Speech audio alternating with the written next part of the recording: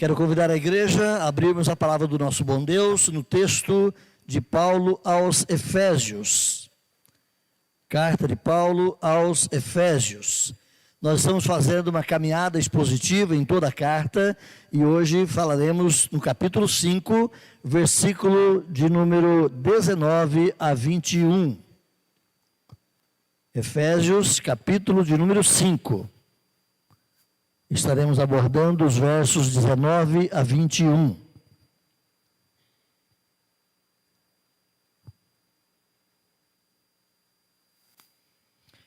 Vou ler o texto, irmãos, e vocês acompanhem. Eu sempre peço que você permaneça com a sua Bíblia aberta, confira expressões, confira textos, e certamente é assim que nós recebemos mais do nosso Deus.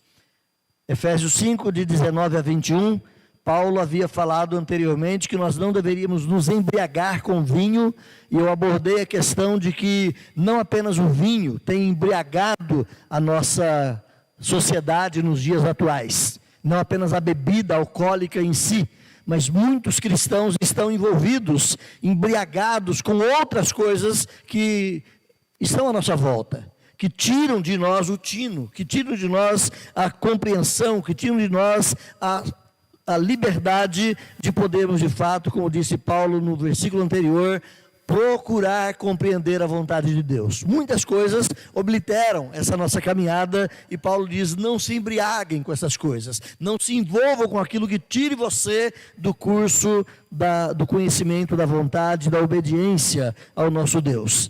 Encha-se do Espírito. Essa é a solução de Paulo para uma vida vitoriosa em Cristo Jesus. E ele vai continuar então, falando entre vós com salmos, entoando e louvando de coração ao Senhor, com hinos e cânticos espirituais, dando sempre graças por tudo ao nosso Deus e Pai, em nome de nosso Senhor Jesus Cristo, sujeitando-vos uns aos outros no temor de Cristo.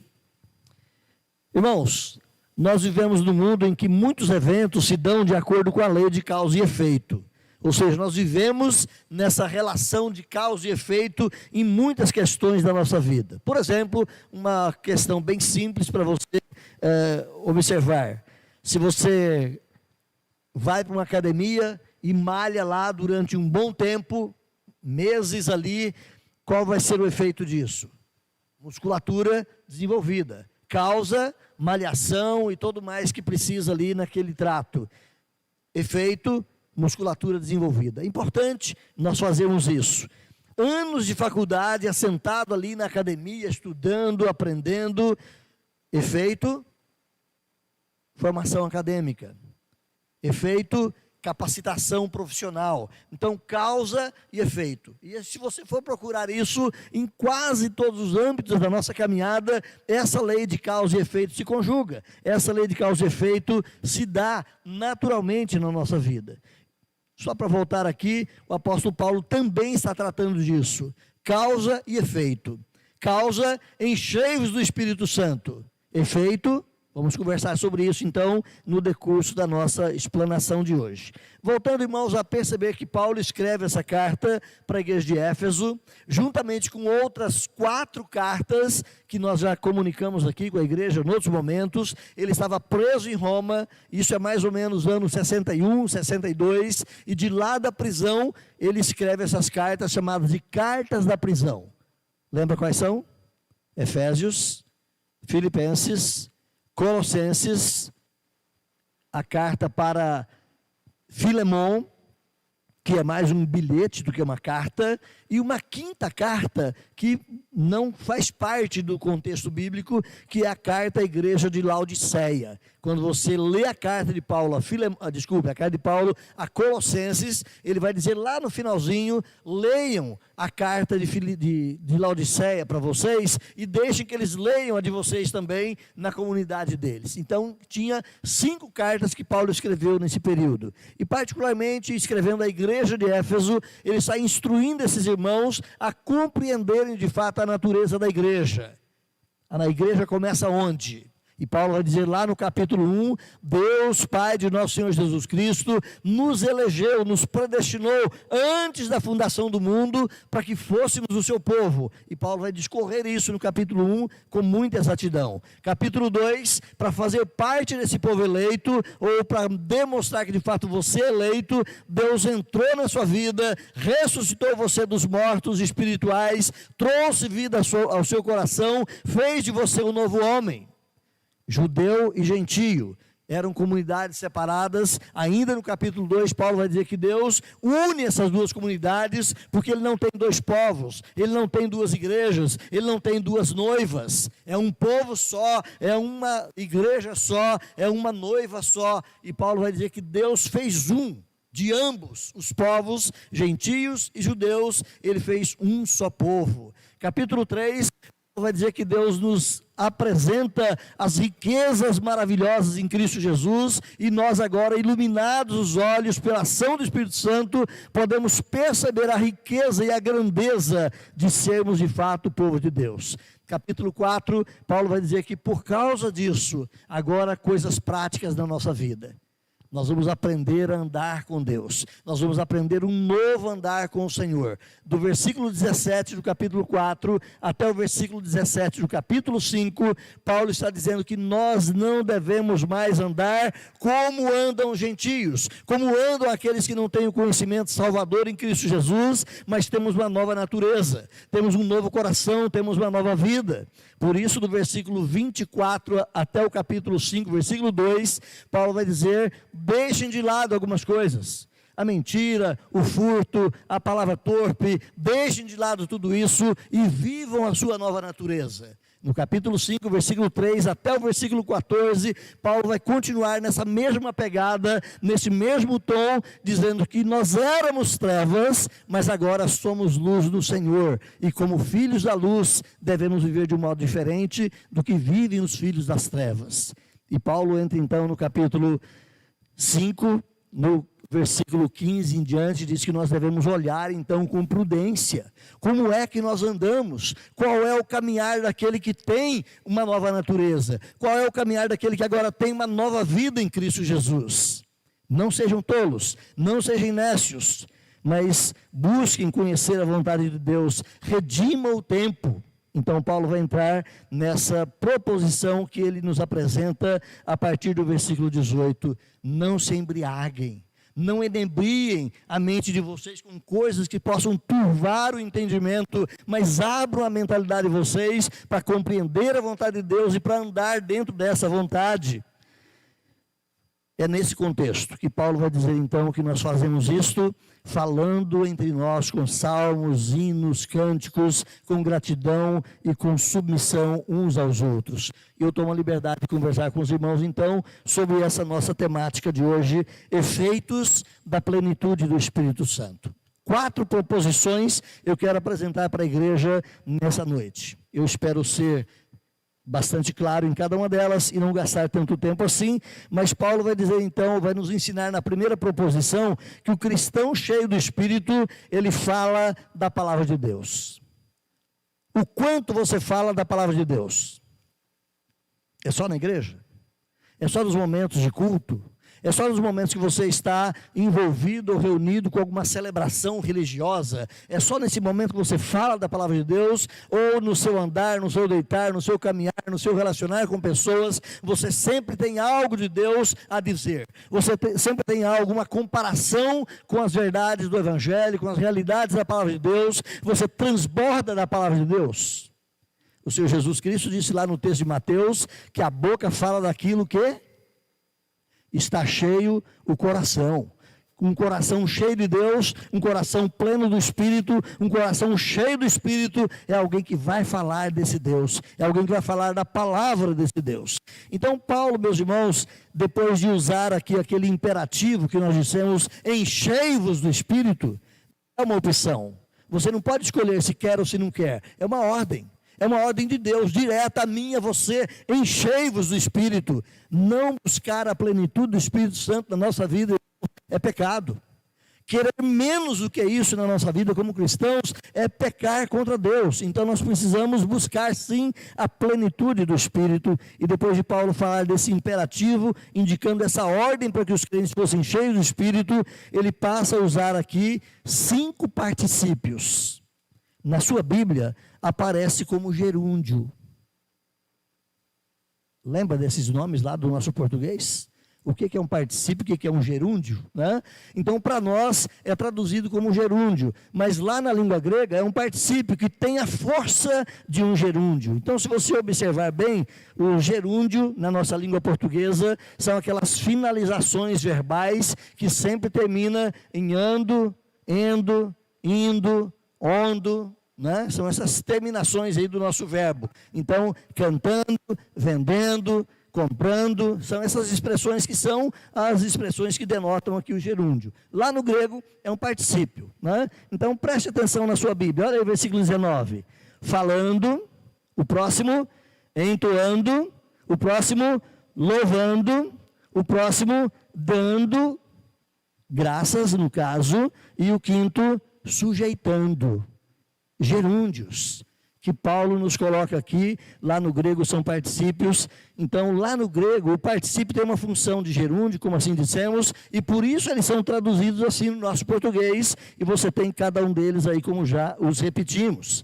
Esses particípios lá no grego, meus irmãos, eles indicam os efeitos ou a prática de sermos cheios do Espírito. Uma pessoa que é cheia do Espírito, ele está falando da palavra. Uma pessoa que é cheia do Espírito, ele está entoando, ele está louvando, ele está dando graças, ele está se sujeitando uns aos outros no temor do Senhor. Então, uma indicação do enchimento do Espírito Santo, meus irmãos, na vida do cristão, será sempre dar expressão vocal à sua devoção. Uma pessoa que realmente é devota, consagrada, cheia do Espírito Santo de Deus, ele expressa vocalmente isso. Ou falando, ou cantando, ou testemunhando, ele sempre está verbalizando para outros, ou para Deus, essa alegria de ser cheios do Espírito.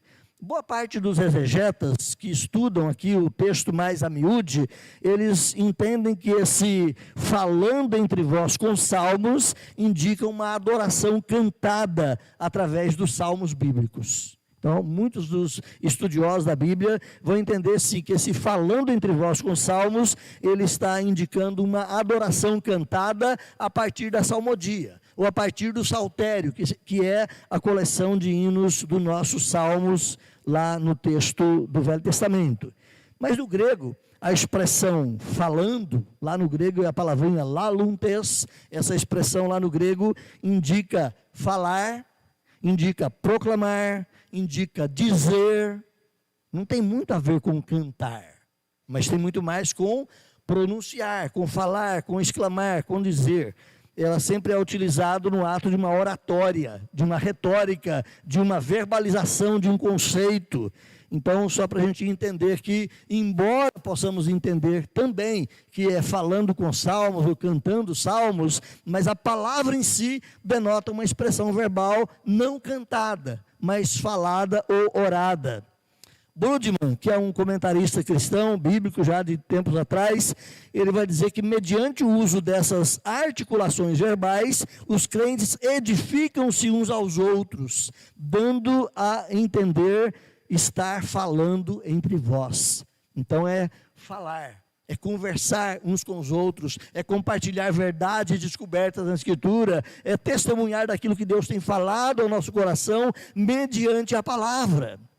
Então, um crente cheio do Espírito Santo de Deus, meus irmãos, ele tem prazer e tem alegria em falar da palavra de Deus. Aí eu volto.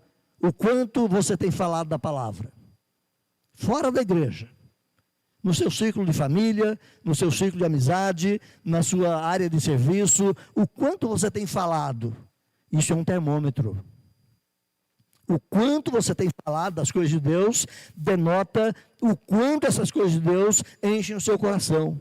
Denota o quanto a plenitude do Espírito se faz real na sua vida ou não. Se você pouco fala ou nada fala, pouco de Deus está enchendo o seu coração. Se você muito fala e muito tem desejo de compartilhar, mais de Deus está enchendo o seu coração.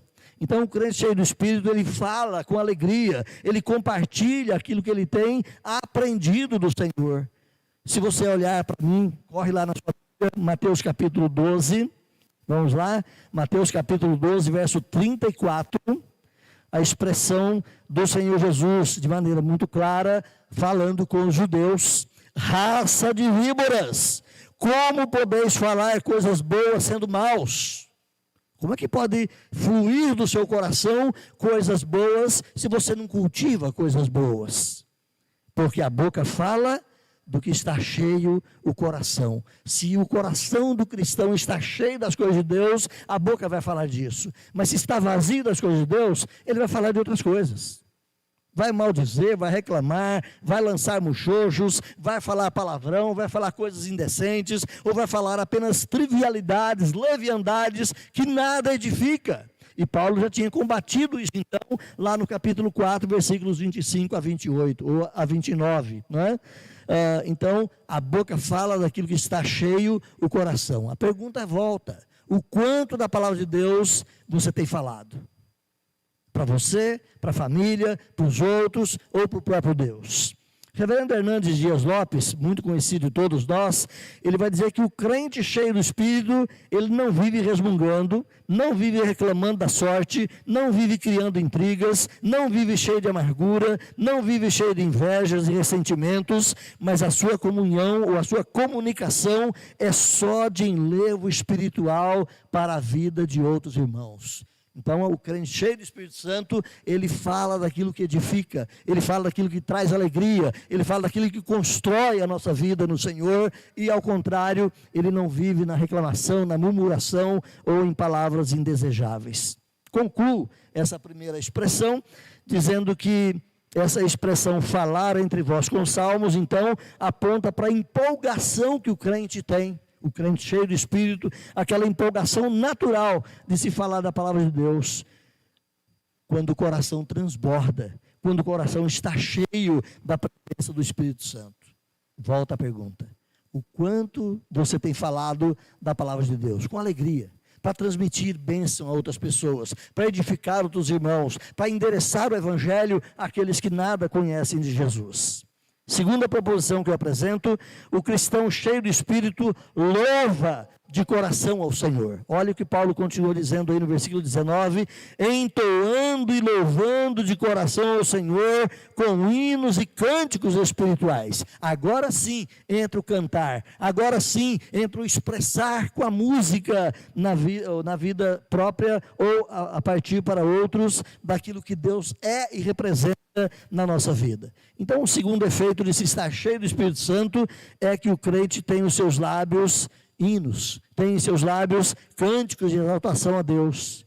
Obviamente que cada pessoa tem um tique mais ou menos para isso. Uns cantam mais, outros cantam menos. Uns cantam mais na igreja e menos em casa, a menos naquele momento que está no banheiro, lá todo mundo canta com mais liberdade, mas geralmente uns cantam mais, outros menos. Não há problema nisso. Mas se o seu coração está cheio do Senhor, está cheio da alegria de Deus, você vai cantar. Mesmo que só na sua mente, mesmo que só balbuciando canções, você vai cantar porque você quer louvar e bendizer o Senhor.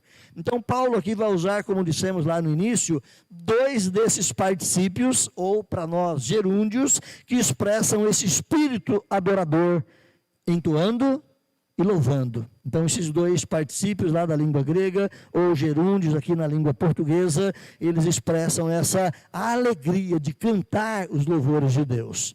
Quando você lê os Salmos, e você pode fazer isso qualquer hora, anotando ali na sua Bíblia, você vai ver a quantidade de vezes que o poeta, ou os poetas da nossa coleção de salmos, vai dizer: salmodiarei, louvarei, bendirei. Expressões de cânticos de adoração e de louvor ao Senhor.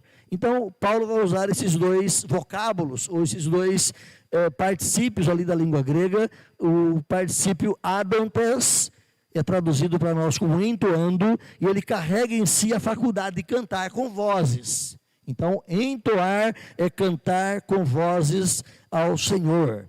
O vocábulo psalantes, que é o segundo particípio traduzido aqui como louvando, ele indica mais a ideia de acompanhamento musical. Então é o louvar com símbolo, é o louvar com harpa, é o louvar com instrumentos que glorifiquem o Senhor. Então esse particípio ele indica tocar instrumentos de cordas, ele indica cantar louvores, ele indica cantar com acompanhamento de harpa, no caso do momento bíblico, ou de outros instrumentos que temos à nossa disposição nos dias de hoje.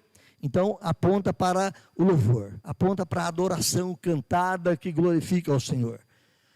Se você for buscar em qualquer escola de música, ou em qualquer material que tenta definir a música, você vai encontrar algumas definições que podem apontar, por exemplo, para o fato de que a música é uma das mais profundas expressões da alma de uma pessoa. E a música toca. A música nos sensibiliza, a música nos motiva. Se, por exemplo, você pega uma música romântica, de boa qualidade aí da nossa praça, e vai ouvir aquela música num clima apropriado, o seu coração pulsa em direção à sua amada, ou em direção ao seu amado. A música mexe com os seus sentimentos. Se você vai cantar o hino nacional brasileiro, num momento de reverência, de reconhecimento do valor da nossa pátria, você se emociona com aquele hino. Se você vai para a guerra, existem hinos que fortalecem o camarada a lutar pelo seu país, a dar a vida pela sua pátria. A música mexe conosco, a música nos impulsiona, a música nos emociona, a música nos motiva. Em quaisquer que sejam os vieses da música, ela tem essa faculdade de mexer conosco, de tratar o nosso coração. Então, essas expressões aqui falam para nós que a música de louvor ao Senhor também é um fator motivador da nossa espiritualidade. E é uma representação natural do fato de que estamos cheios de Deus. Entusiasmos. Essa palavrinha é muito conhecida para nós, né? Entusiasmos. Mas se você for buscar a etimologia ou a construção de onde veio essa palavra, você vai acabar voltando lá para a língua grega de novo. En significa dentro de. O tu, ele vem da expressão autu, que é o pronome eu ou você, de acordo com a colocação ali na língua grega. Aliás, o tu, melhor dizendo, ele é a expressão do theos, que é a pessoa de Deus. E o siasmos vai dizer mais respeito àquilo que sou eu ou que é você. Então, entusiasmos é você cheio de Deus. Uma pessoa entusiasmada na cultura e na cabeça do grego é uma pessoa motivada pela divindade. Obviamente que o grego ele não tinha a divindade que nós cremos, o Deus soberano que criou os céus e a terra, mas ele tinha um panteão de deuses. E uma pessoa motivada, uma pessoa entusiasmada, era uma pessoa cheia daquele Deus ao qual ela servia, ao qual ela adorava. Então uma pessoa entusiasmada, naturalmente ela tem essa conotação de alguém cheio de Deus. E uma pessoa cheia de Deus, voltando para a página de Paulo, é uma pessoa que louva, é uma pessoa que canta, é uma pessoa que glorifica o Senhor. Champlin é um outro comentarista cristão, ele vai dizer que a realização e a plenitude espiritual se expressa sob formas artísticas. E nesse caso, aqui no texto, através da música, que é recomendada para os cultos daqueles que são discípulos do Senhor. Você já imaginou você ir num culto onde não existe louvor? Não existe expressões cantadas? Talvez a gente estranharia muito. É possível ter um culto assim. Um culto onde não tem a música, mas a música enleva, a música motiva, a música mexe com nossa emoção, mexe com nossa disposição. Então a música faz parte do culto ao Senhor. Se você for ler a Bíblia pensando no que existe lá no segundo piso, lá na glória de Deus, você vai perceber que lá os anjos, arcanjos, serafins e querubins exaltam e glorificam o Senhor o tempo todo. Cantam louvores de exaltação a esse Deus majestoso. A música é um dom, é uma arte não inventada pelo homem, mas é criada pelo próprio Deus. Antes de ter música na terra, já tinha música no céu. Antes do homem surgir com a ideia de criar instrumentos musicais aqui, já existia a música lá no reino perfeito de Deus. Então Deus também traz e inclui a música na adoração do seu nome no meio do seu povo. Paulo, meus irmãos, ele enfatiza aqui então que esse louvor não é uma mera formalidade cerimonial. Aquele louvor que você vem para a igreja, o pessoal da música fala, vamos cantar hino tal e tal, e você apenas repete cantando. Não, esse não é o louvor que Paulo está dizendo aqui. Paulo está dizendo que é aqueles que louvam de coração ao Senhor. É claro que ele pode seguir um processo litúrgico, ele pode seguir um programa de culto, mas ao cantar e ao louvar a Deus, ele faz de fato querendo expressar a letra da música para o Senhor. Ele quer cantar dizendo que realmente aquilo que ele está cantando é o que o coração dele está verdadeiramente dizendo para o Senhor. Então é mais do que um momento de culto, é o expressar do coração, é o louvar de coração, onde os nossos sentimentos mais profundos, os nossos sentimentos mais autênticos se elevam em adoração ao Senhor. Você já ficou feliz e riu numa hora de música? Tem músicas que fazem isso conosco. A alegria toma conta e a gente, às vezes, lá no nosso interior, estamos gargalhando ou sorrindo de alegria por aquilo que nós cantamos. Outra hora, a música nos toca tão profundamente que nós choramos. Ou apenas com gemidos inexprimíveis em nosso ser, ou muitas vezes até mesmo vertendo lágrimas, porque mexe conosco essa música ou essa habilidade. Então, Paulo trata disso aqui, entoando e louvando de coração.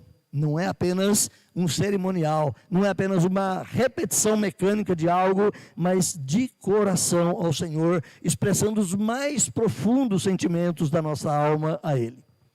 Tem um outro comentarista, exegeta bíblico, e o Francis Fox, ele vai dizer o seguinte: a plenitude do Espírito manifestar-se-á na comunhão, onde quer que os crentes se encontrem reunidos, e expressará o seu gozo por meio de cânticos de louvor. Então, onde quer que tenha crente no mundo afora, vai ter canções de louvor a Deus. Onde quer que tenha um agrupamento de cristãos com um aparato muito bem organizado, ou quem sabe lá debaixo de uma árvore frondosa, lá nos desertos da África, vai ter pessoas ali que talvez sem todo o mecanismo vão cantar louvores e vão bem dizer o Senhor com a música, porque a música faz parte da adoração do povo de Deus.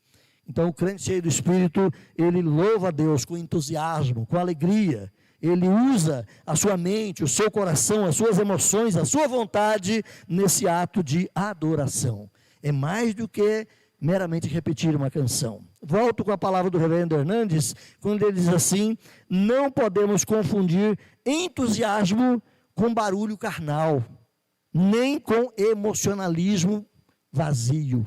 Ou seja, entoar de coração ao Senhor pode envolver sim canções e até com certo barulho. Pode envolver sim emoções que nos fazem rir ou chorar. Mas é muito mais do que isso. É o nosso coração se abrindo, é o nosso coração se derramando diante do Senhor numa expressão legítima e verdadeira de adoração ao nosso Deus. Então é comum a percepção de que quando o cântico comunitário começa a ser negligenciado, isso deve servir de sinal de uma vida comunitária decadente. Uma igreja que não canta, uma igreja que não se encanta com os louvores de Deus, é uma igreja que está em decomposição e em esfriamento. Terceira proposição que eu trago aqui, meus irmãos: o cristão cheio do Espírito Santo, ele tem gratidão. Então o apóstolo Paulo apresenta aqui um quarto gerúndio, dando sempre graças. E no caso aqui para nós, um terceiro efeito, porque eu peguei os dois ali, entoando e louvando num só. Então, o terceiro efeito de sermos cheios do Espírito Santo, que é o espírito de gratidão constante ao Senhor. O vocábulo que Paulo utiliza aqui é o vocábulo eucharistontes. Falou alguma coisa para você? Se você pensar bem na palavra, vai dizer eucharistia. Tira o Rá e coloque um K. Eucaristia. Está mais perto para você agora? O que é Eucaristia? Aí quando nós vamos para a teologia e para o procedimento católico romano, Eucaristia é a Santa Ceia, ou é a ceia do Senhor. né? Eucaristia. Mas a palavrinha Eucaristia é gratidão. E se você for lá para a ministração da ceia, quando Jesus institui a Santa Ceia, diz que ele tomou o pão e tendo dado graças, ali a palavra é Eucaristia. Ele agradeceu ao Senhor e orou a Deus em gratidão por aquele ato da salvação que estaria simbolizado na ceia. Então, Paulo usa aqui essa mesma palavrinha, Eucaristia, mas na sua forma em particípio, Eucaristontes, indicando o grato reconhecimento dos benefícios recebidos de Deus. Então, aquela pessoa cheia do Espírito Santo, ele é uma pessoa grata. É uma pessoa que está sempre glorificando, agradecendo, bendizendo o Senhor, porque Deus nos tem feito muito bem. Porque Deus tem cuidado de nós em cada situação. Porque Deus é o nosso amparo, o nosso refúgio. Então, o crente cheio do Espírito Santo, ele está sempre numa atitude de agradecimento ao Senhor. Se eu perguntei antes o quanto você tem falado da palavra, a pergunta agora pode ser voltada para esse tema. O quanto você tem agradecido a Deus. Não meramente nos momentos de culto, porque alguém mandou, mas naturalmente. Você está andando pela rua, conseguiu fazer a sua consulta médica e sai de lá feliz da vida, embora o resultado possa ser qualquer um, e você fala: Deus, obrigado por essa oportunidade de cuidar da minha vida. Ou você está andando na rua e passa uma situação de risco e sai dali ileso e você fala: Deus, mais uma vez, obrigado, porque o Senhor é o Deus que cuida de mim a cada instante. O quanto você tem agradecido a Deus? Ou tudo isso é apenas contingência da existência? Ou apenas isso é o fato de você meramente existir e acontece naturalmente? Não, o crente não olha para os acontecimentos como coisas fortuitas. O crente olha para cada situação da vida e vê a bondosa mão de Deus cuidando dele. Por isso ele tem um coração grato, por isso ele agradece continuamente.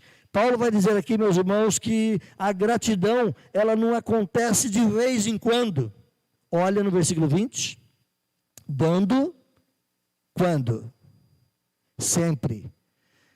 Continuamente. É uma continuidade na vida do crente, dando sempre graças a Deus. Então é natural dar graças depois de receber a bênção, não tem problema. Você pode ser abençoado e depois de receber a bênção, você agradece ao Senhor, como sucedeu, por exemplo, aos israelitas após passarem o Mar Vermelho. Se você vai lá para o texto de Êxodo, capítulo 15 especialmente, depois que eles passaram o Mar Vermelho, foi ali composta uma canção de glorificação e de gratidão a Deus, porque Deus os livrara do inimigo que era o faraó com seus carros e cavalos, e os atravessaram em segurança naquele grande val, 32 quilômetros mais ou menos de mar aberto, onde eles passaram, chegaram em segurança do outro lado, viram o mar se fechando e matando seus inimigos. Depois dessa bênção maravilhosa, eles cantam louvores em gratidão a Deus. Então a gratidão pode vir depois, não há problema.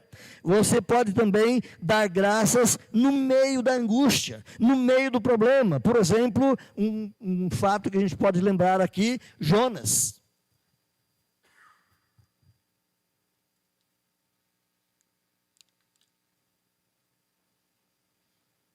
Jonas desobedeceu a Deus. Jonas foi o responsável por uma tempestade que Deus deixou desencadear ali naquela situação. Jonas foi lançado em sorte pelos marinheiros daquela embarcação. Jonas foi jogado no mar. Jonas foi engolido por um grande peixe. E lá no ventre do grande peixe, ele percebeu que, embora algas e coisas amargas e ruins estavam ali envolvendo ele, mas tinha um pouco de ar, podia respirar dentro daquele estômago daquele peixe, e ali com vida ele agradece a Deus. Vai ler depois do capítulo 3 de Jonas e você vai ver que Jonas é um homem grato no meio do problema. Então nós também podemos aprender a agradecer ao Senhor mesmo no meio dos problemas. Não passou ainda a tempestade, mas você está vivo. Não passou ainda o problema, mas você está consciente. Não passou ainda a dificuldade, mas você está, de fato, antenado para o fato de que Deus está cuidando de você. E você pode agradecer ao Senhor mesmo no meio dos problemas. É Tiago, irmão de Jesus, que vai dizer lá no capítulo 1, versículo 2: meus irmãos, tendo por motivo de grande alegria, quando estiverem passando por várias tribulações. Então, mesmo no meio dos problemas, você pode ter um coração agradecido ao Senhor. Louvar e bendizer esse Deus que cuida de nós. Mas também é correto cantarmos hinos de louvores, fazermos ações de graças e glorificarmos o Senhor antes do problema começar. Você sabe que vai passar por um momento difícil, você sabe que vai passar por uma tribulação, por uma tempestade na vida, você sabe que está vindo ali aquele problema, e você começa a chorar desesperado. Ou você começa a agradecer a Deus: Senhor, obrigado por esse momento, de passar por isso. Eu sei que vai ser difícil, mas a tua boa mão está cuidando de mim. Eu sei que vai ser problemático essa situação, mas o teu amparo é maior do que tudo. Lembra do salmo que nós lemos agora há pouco, Salmo 63? Os meus lábios te louvam. Eu tenho sede do Senhor. Mesmo que eu passe por essas coisas todas, o meu desejo é estar contigo. Então nós podemos, quem sabe, lembrar daquela situação quando Josafá estava cercado por uma situação de inimigos, e ele exorta e instrui os levitas, o coral e o pessoal da adoração ali: olha, nós vamos para a batalha e nós vamos cantando louvores, nós vamos enfrentar o inimigo, mas vocês que são parte da música, cantem ao Senhor e bendigam o Senhor, e nós enfrentaremos nesse momento a dificuldade que nos cerca, já com gratidão nos lábios.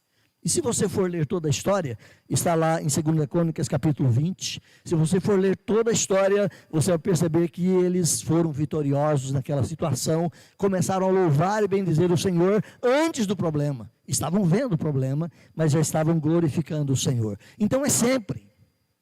É por isso que Paulo diz aqui: dando sempre graças por tudo ao nosso Deus e Pai.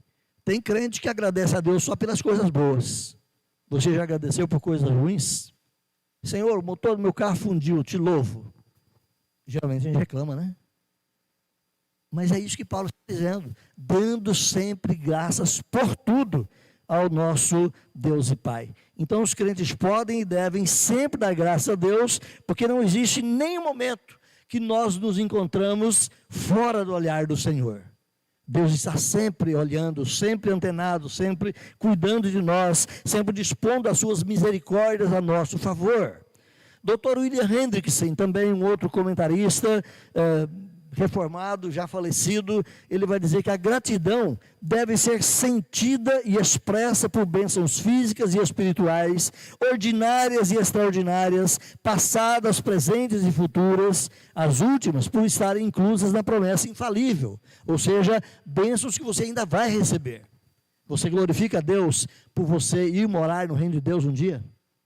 Você não sabe disso ainda, na sua plenitude. Você não conhece tudo que tem lá, mas você já agradece a Deus por isso. O crente faz isso. E o Hendrickson vai nos lembrar assim, agradecer o Senhor por coisas recebidas e mesmo por coisas ainda a receber. Então o cristão é aquele que é cheio de gratidão. Um crente cheio do Espírito Santo, ele tem gratidão no seu coração.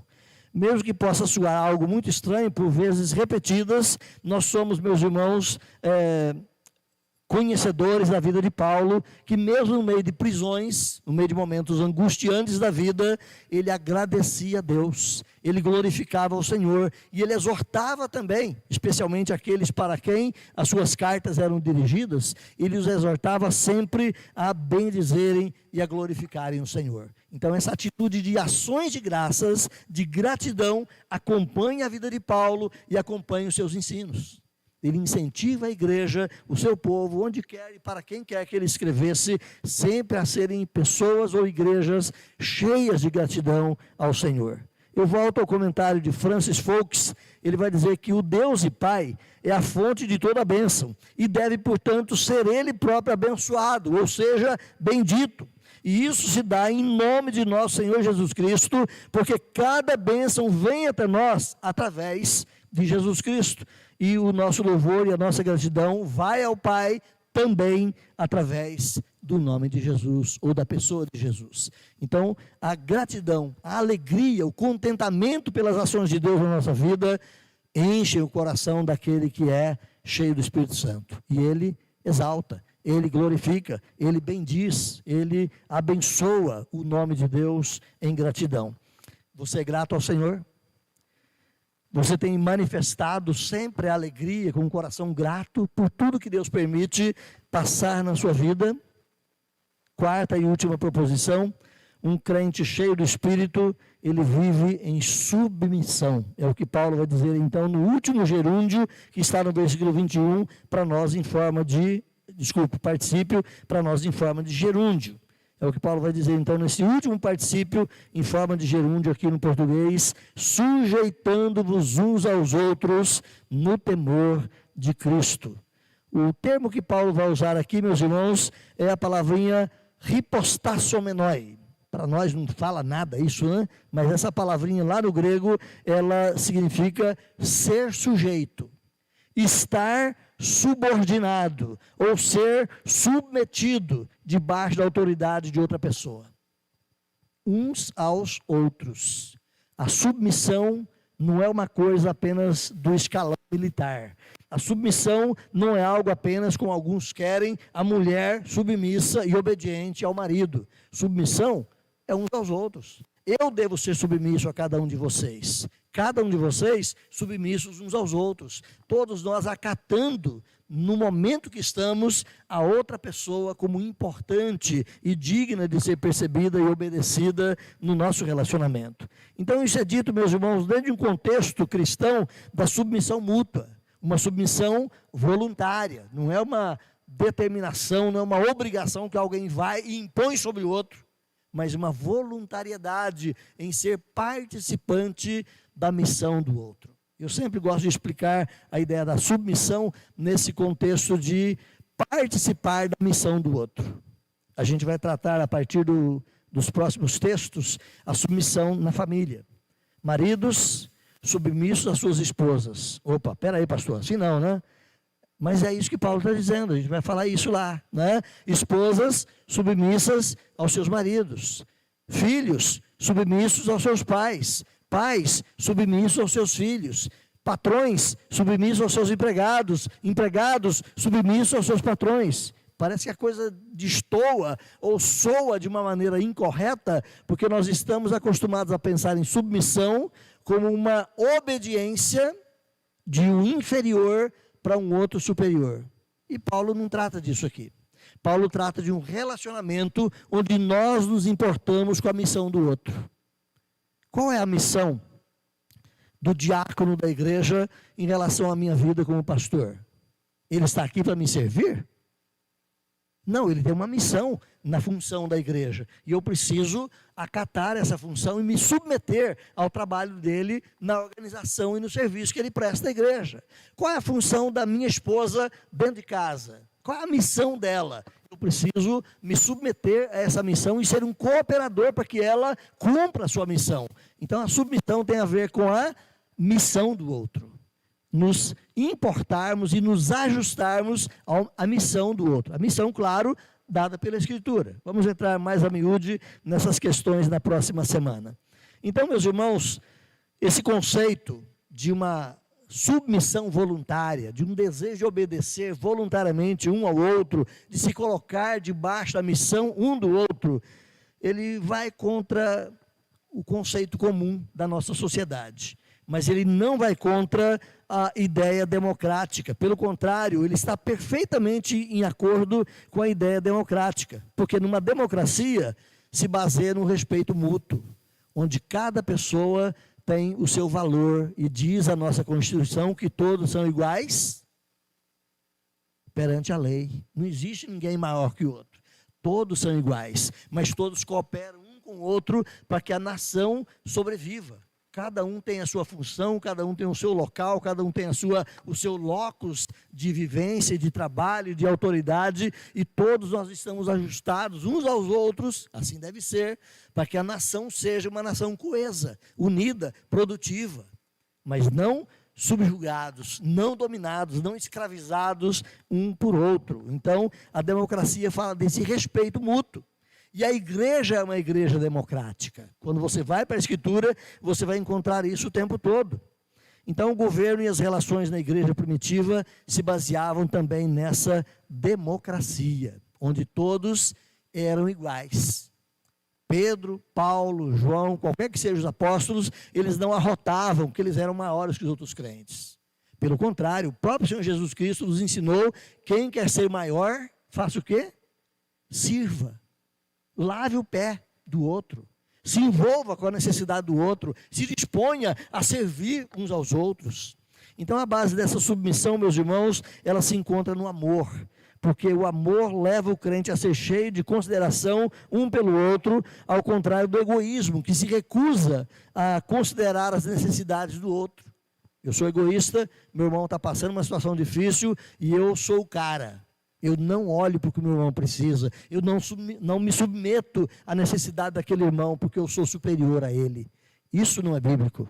O ensino bíblico é que nós submetemos nas necessidades, nas missões de um e de outro. Então a consideração ao próximo, ela inspira o indivíduo a ceder a outros. Quando nós amamos, nós nos sujeitamos a socorrer, a abençoar, a ajudar o outro. Ah, mas eu não vou colocar essa pessoa no meu carro porque vai sujar. Não importa quem é a pessoa, não importa que ela está precisando de ajuda, importa que nesse momento o meu carro é apenas um utilitário para socorrer a necessidade do irmão. Então, se eu sou egoísta, eu aborto a submissão à necessidade do outro. Mas se eu sou uma pessoa cheia do Espírito Santo, eu me coloco em submissão à necessidade do irmão e o socorro. Se você volta, por exemplo, lá para Filipenses 2, pode fazer isso? Filipenses 2, 6 e 7.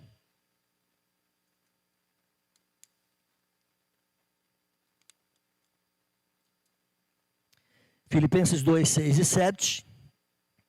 Paulo nos ensina dizendo o seguinte: porque ele, o ele aqui é Jesus, ele, subsistindo em forma de Deus, não julgou como usurpação o ser igual a Deus, antes a si mesmo se esvaziou, assumiu a forma de servo, tornando-se em semelhança de homens. E Paulo vai continuar dizendo que ele se submeteu a uma missão para nos alcançar com a graça, para nos socorrer e para nos salvar.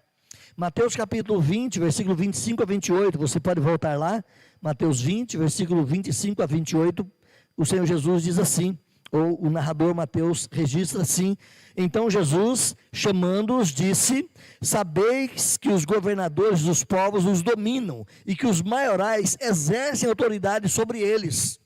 Não é assim entre vós. Olha o que Jesus disse: não é assim entre vós. Pelo contrário, quem quiser tornar-se grande entre vós, será esse aquele que vos sirva. E quem quiser ser o primeiro entre vós, será o vosso servo. Tal como o Filho do Homem, que não veio para ser servido, mas para servir e dar a sua vida em resgate por muitos. Então, a submissão envolve em eu me dar, em eu me desgastar, em eu me colocar à disposição para socorrer aquele que precisa ou para ajudar a missão do outro à minha volta. Paulo, ainda em Filipenses capítulo 2, versículo 3, ele vai dizer o seguinte: nada façais por partidarismos ou vanglória, mas por humildade. E observe o que ele continua dizendo: considerando cada um os outros superiores a si mesmos. Se cada um de nós considerarmos o outro acima de mim, acima do que eu sou, a relação e a vivência vai ser muito mais saudável. Ao contrário de se eu me achar o cara e começar a pisar nos irmãos de baixo. Paulo está dizendo que submissão ou sujeição envolve exatamente isso, nos considerarmos, mas considerar o irmão sempre acima de mim. Não importa qual seja a minha patente, não importa qual seja a minha função, não importa qual seja o meu ofício, importa que eu considere o meu irmão, por simples que ele seja, maior que eu, superior a mim. Eu preciso me colocar sob a autoridade ou sob a missão daquele irmão. Reverendo Hernandes Dias, mais uma vez citando aqui para o nosso encerramento, ele vai dizer que uma pessoa cheia do Espírito Santo não pode ser altiva, não pode ser arrogante, nem mesmo soberba. Os que são cheios do Espírito têm o caráter de Cristo, são mansos e são humildes de coração. Percebam, uma pessoa cheia do Espírito não é a pessoa que tem autoridade para pisar nos outros. É a pessoa que tem autoridade, mas que reconhece cada um como superior a ela mesma. É uma pessoa que tem o caráter de Jesus. Assim viveu Jesus e assim devemos nós vivermos.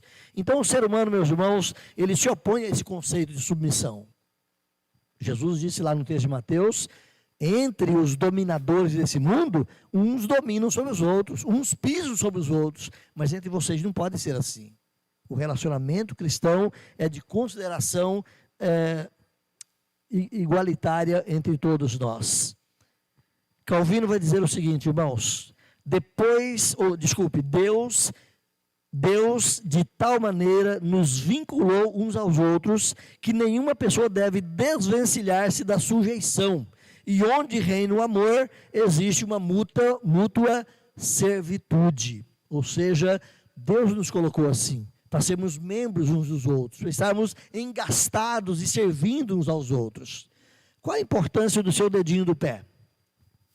É só crescer a unha para dar trabalho, para cortar, aquela coisa pequena ali, ruim de cortar? Não, ele tem uma função.